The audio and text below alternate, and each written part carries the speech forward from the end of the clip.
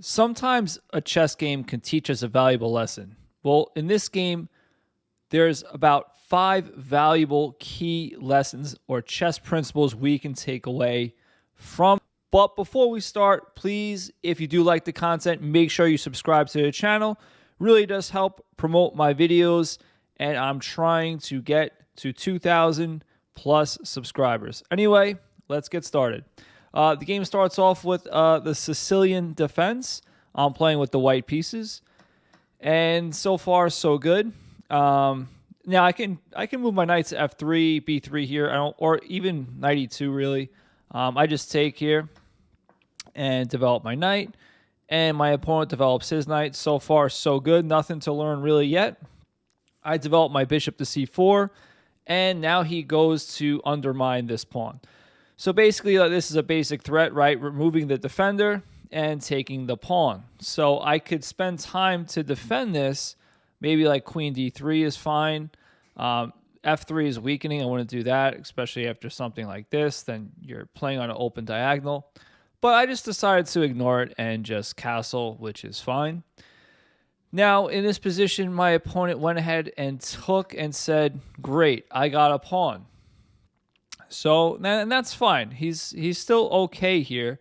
That's not the best way to go about it, but he's still okay.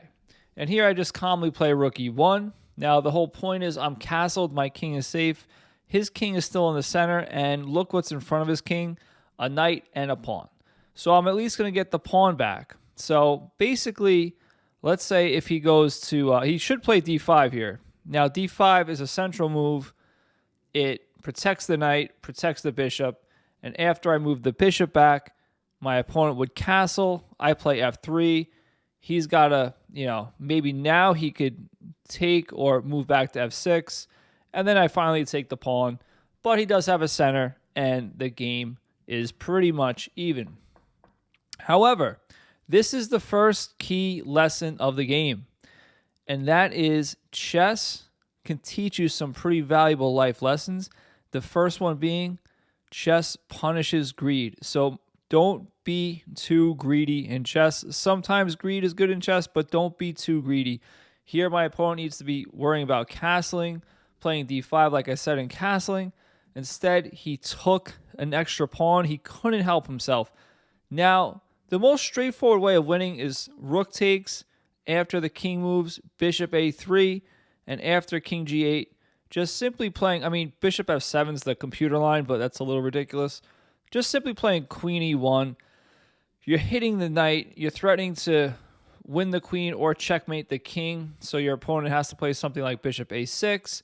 And then here, again, the computer likes this, but I would just do something like that. And then let's say after a series of trades, white's up a piece.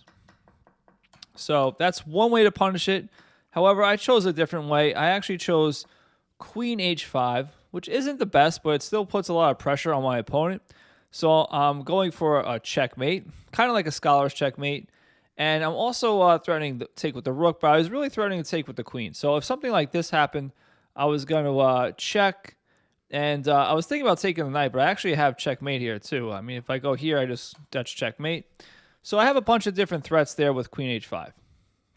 So my opponent plays knight to d5.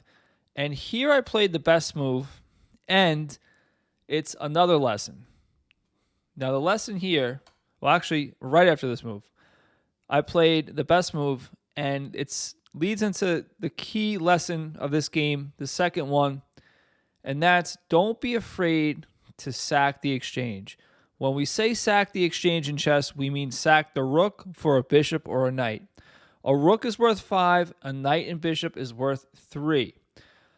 But if you're going to get a pawn out of it too, right, then the difference is even more minuscule. And if you're going to get a tempo or you're going to keep up the attack by doing that, don't be afraid to sack the exchange. In this position, I actually took with the rook. A lot of players would take with the bishop, and that's fine and all. It's okay, but it kills your attack. And I'm not attacking anything right now. And my opponent can actually start developing and attacking me. And after I go back, now my opponent starts doing stuff. Maybe consolidating, somehow trying to, get back into the game. However, I took with the rook, which the computer says is brilliant. Thank you very much, computer. And after this, now I take with the bishop. And now just by taking in a backwards move order, or what might seem backwards, I'm threatening checkmate. And guess what? I'm also threatening the rook. If my opponent threw in a move like this, I can't take the rook, obviously, because he takes my queen. He's also defending mate. I would just come back here, reinstating the mate threat, and still attacking the rook. Attacking the rook twice now. So that was my plan. My opponent played a very good move, played queen f6. Now, queen f6 is a clever move because it stops the checkmate. It doesn't so in a way that doesn't allow me to continue attacking or seemingly continue to attack. I actually can here. But he's also attacking my rook that's not defended. So here in this position, I played bishop a3, which leads to the third key lesson of this game. You always want to develop an attack with tempo. If you could attack the queen that's vulnerable, I have a video where it's about not taking the queen out too early, why it's so dangerous. But the same goes for the king. The king, the queen, if they're vulnerable in the opening of the game, and you can develop and attack those pieces, you have to. That's going to help you get a lead in development and form a huge attack on your opponent. So after my opponent blocks, now what do I play here? Again, this is the fourth key lesson. Now, a lot of players might notice, oh, look, I have a deflection tactic. If I take, he can't take because I'll checkmate. But he can also just play king g8. And now if I go for getting my rook out of the way, rook e1, and going for mate, he can simply play bishop d7, getting rid of the mate threat.